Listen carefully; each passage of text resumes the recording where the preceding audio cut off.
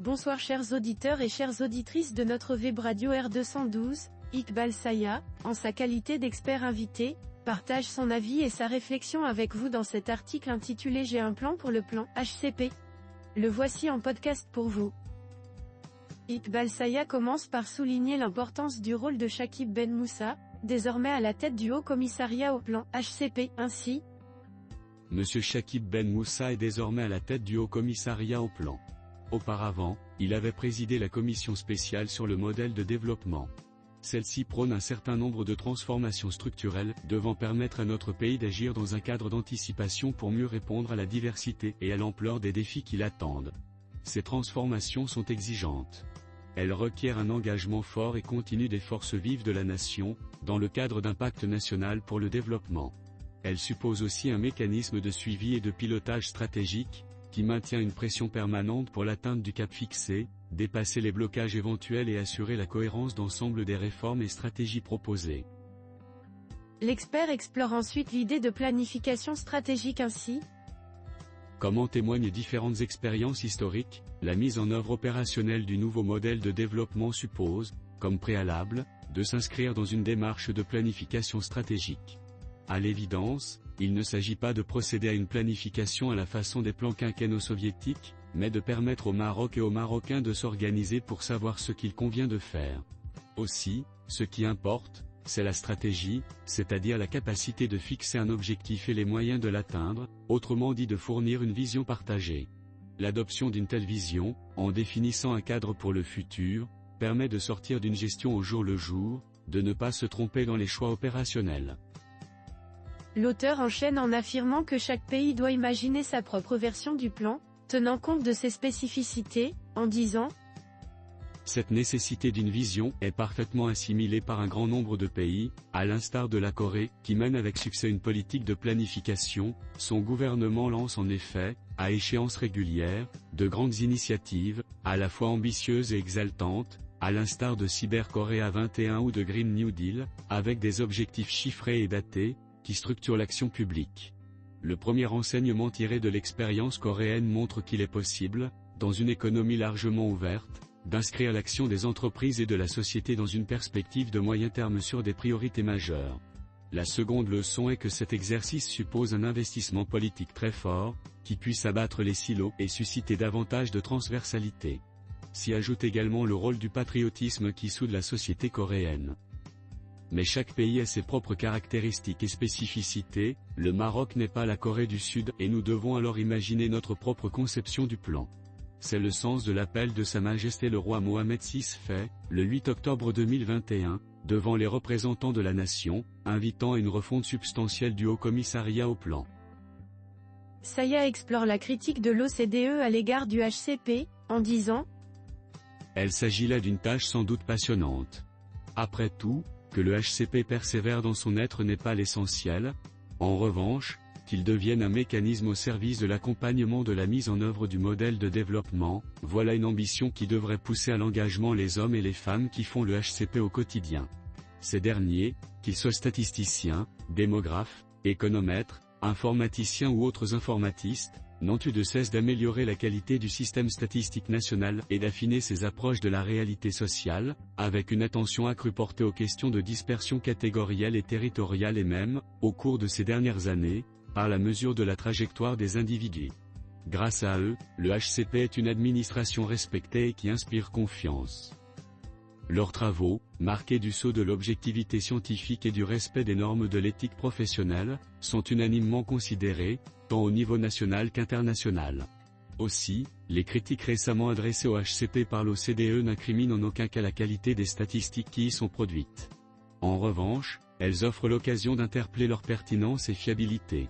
À cet égard, l'opérationnalisation du nouveau modèle de développement, en mettant l'humain et le citoyen en son centre, appelle à l'identification d'une nouvelle génération d'indicateurs, pour mesurer le progrès social et le bien-être, en somme ce qui compte véritablement pour nos concitoyennes et concitoyens. L'expert approfondit son analyse en insistant sur l'importance de ces nouveaux indicateurs pour orienter les politiques publiques. Ces indicateurs constitueraient un important outil de diagnostic, permettant au gouvernement d'être renseigné sur la manière dont les populations vivent les chocs économiques, sur les moyens dont elle dispose pour les amortir et sur l'adéquation du système de protection sociale en place contre les grands risques.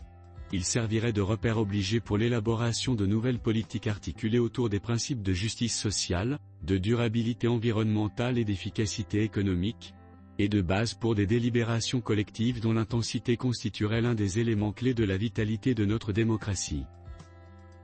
Pour illustrer son propos, il explore les conditions nécessaires à la réussite de cette refonte, en disant : Dans ce contexte, le référentiel stratégique des activités d'enquête et d'études du HCP devra être forcément enrichi. Il accordera autant de poids aux questions sociales et environnementales, qu'à l'économie et à l'emploi, et devra s'intéresser tout particulièrement au point de vue des usagers citoyens, en suivant un principe directeur important, l'écouter. Leur ressenti, leur perception de leur situation et de la société dans laquelle ils vivent, est en effet ce qui va déterminer leur degré d'acceptabilité ou de rejet de telle ou telle action publique. De la sorte, l'effort de mesure attendu de la part du HCP devra jouer un rôle majeur dans l'amélioration de nos capacités à évaluer les politiques publiques, à en assurer la cohérence d'ensemble et à faire les meilleurs choix possibles en vue d'atteindre les objectifs cruciaux du nouveau modèle de développement à l'horizon 2035. À défaut, les évaluations et les débats qui s'en suivront seront inévitablement faussés, au risque d'affecter la confiance de la population dans les institutions, d'alimenter les propositions populistes les plus extrêmes et au final, d'ébranler la cohésion de notre société, notre bien le plus précieux. Des outils révisés, adossés à des ressources financières et humaines de qualité, sont des conditions nécessaires mais non suffisantes pour réussir la refonte du HCP.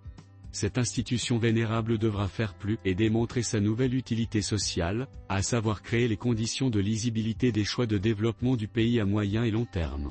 La première démarche que le HCP devra adopter est de choisir un nombre réduit de priorités répondant aux principaux enjeux de transformation de notre pays.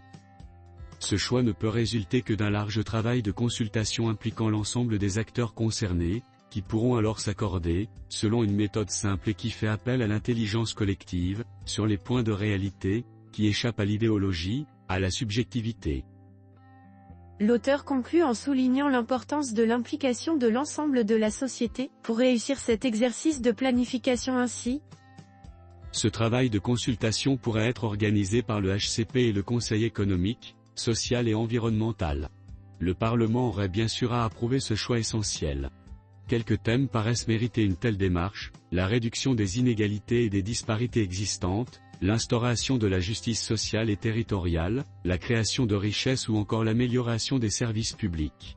À chacune des priorités retenues, seraient alors associés des objectifs à 3 ans et les lois de programmation correspondantes. Ce calendrier court exige alors des actions immédiates, déterminées et coordonnées, évitant la procrastination. En outre, toutes les lois présentées au Parlement seront examinées afin de s'assurer de leur cohérence avec les priorités retenues. Mais tout cela n'a de sens que si les forces vives de la société, collectivités locales, entreprises, syndicats, universités, associations, se sentent partie prenante de cette démarche, et si les citoyens la comprennent, car l'atteinte des objectifs ne peut résulter de la seule action de l'État. Elle implique une véritable mise en mouvement du pays, ce qui suppose la confiance, du débat et de la transparence. Mais elle nécessite aussi beaucoup de pédagogie. Dans une société de l'immédiateté, il faut réintroduire le temps long, l'esprit de persévérance, le sens de l'effort collectif. En fait, cet exercice de planification est éminemment politique. Il ne peut réussir que s'il est guidé par un seul horizon, l'humain, et porté par une seule ambition, le vouloir vivre et construire ensemble de nos concitoyens dont les deux ciments sont le patriotisme et la solidarité. Enfin, il cite Jacques Attali, rappelant que préparer l'avenir est le meilleur moyen de servir le présent. Comme l'écrivait Jacques Attali, c'est en agissant pour l'avenir, c'est-à-dire en tenant compte des intérêts des générations futures, qu'on sert le mieux le présent. Ainsi, en veillant à la préparation de l'avenir, au souci du long terme et au rôle de l'État, garant de l'intérêt général, le HCP devient franchement tendance pour orienter les choix de politique publique, pourvu qu'il puisse réunir les informations nécessaires pour que l'exécutif bénéficie en temps réel des analyses les plus rigoureuses et les plus informées, issues des sciences humaines et sociales. L'efficacité des décisions de politique publique et la confiance des citoyens en dépendent. Rédigé par Iqbal Saya. Chers auditeurs de la web radio R212, merci d'avoir été à l'écoute de ce podcast, et d'avoir partagé ce moment de réflexion avec nous. Votre fidélité est notre plus grande récompense. À très bientôt pour d'autres échanges captivants, si vous le voulez bien. Avec toute notre gratitude, l'équipe de R212.